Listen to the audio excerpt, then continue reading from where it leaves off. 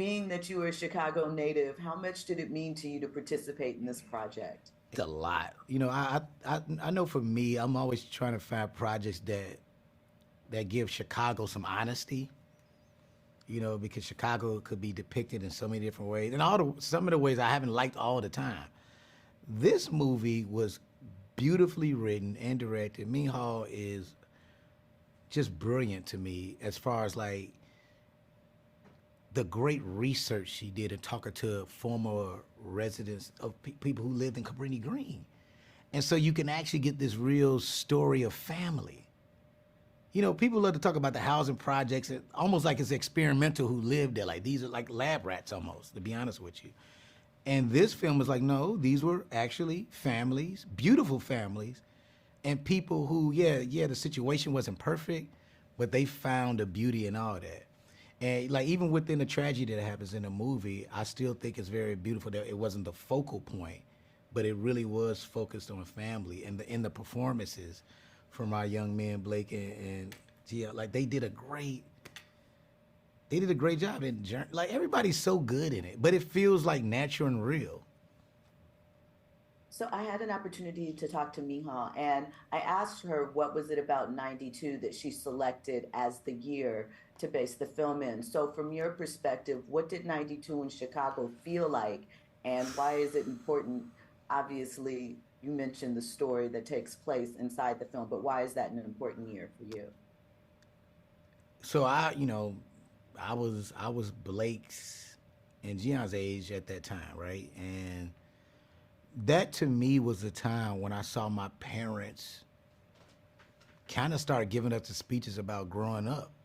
And we were still kids, but their fear of what could happen to us based off, because that's when the gangs are starting to bubble and everything is starting to take shift in a way that we didn't see coming. I mean, now we're in the future of it, but in 92, you was hoping like this would be the only type of tragedy we see like that. And that wasn't the case.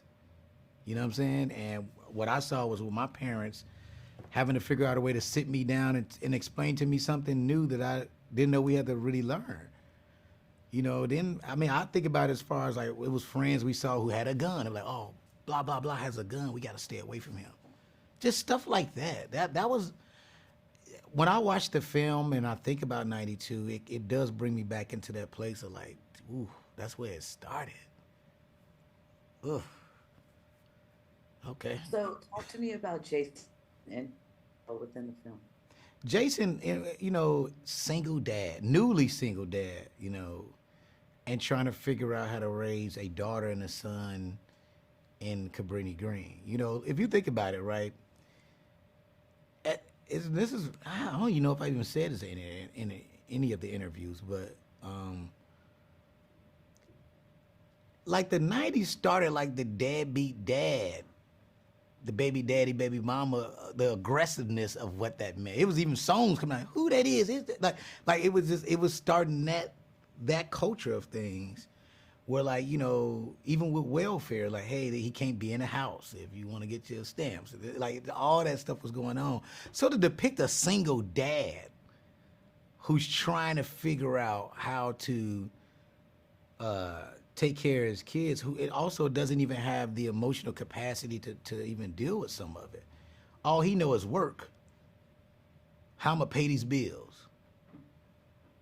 He even puts on the daughter, hey, I know you're not his mama, but I need you to make sure he's good. Cause my job is just to figure out how to pay these bills and make sure y'all got food and clothes on your back.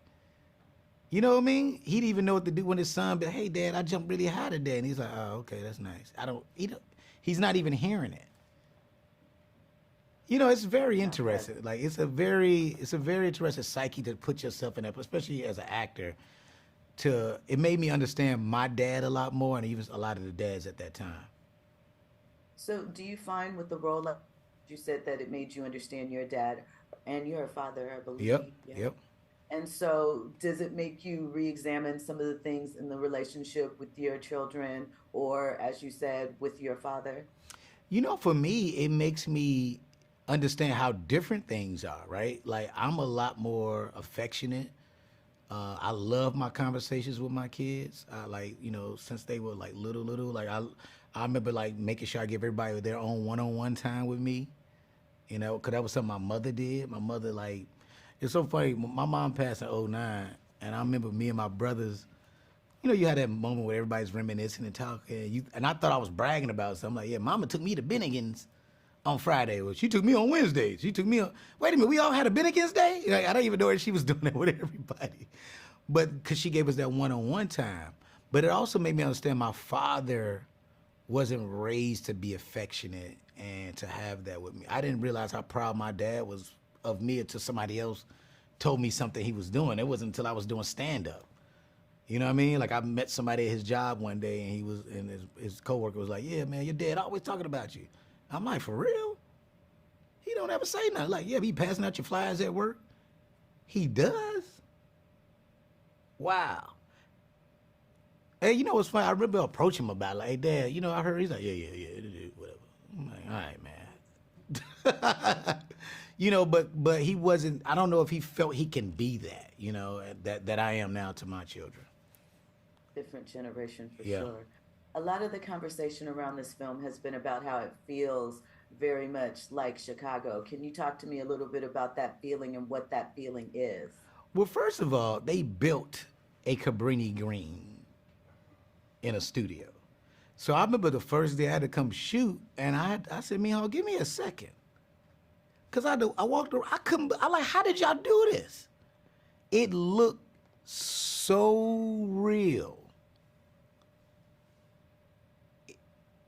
Like it to me is some of probably my favorite set piece, and I've done some like hugely budgeted things.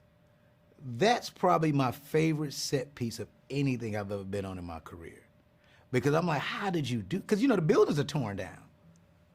Like, how did y'all do that? And so it actually made it easier in the performances to feel what that felt like. You know what I mean? Even when the boys are talking to each other from the floors, you can used to communicate like that. What you doing down there? You know what I mean? It was so Chicago, and it's like even just like the little stuff of the way the kids played. You know, I remember us jumping on mattresses. That was like gymnastics to us at the time.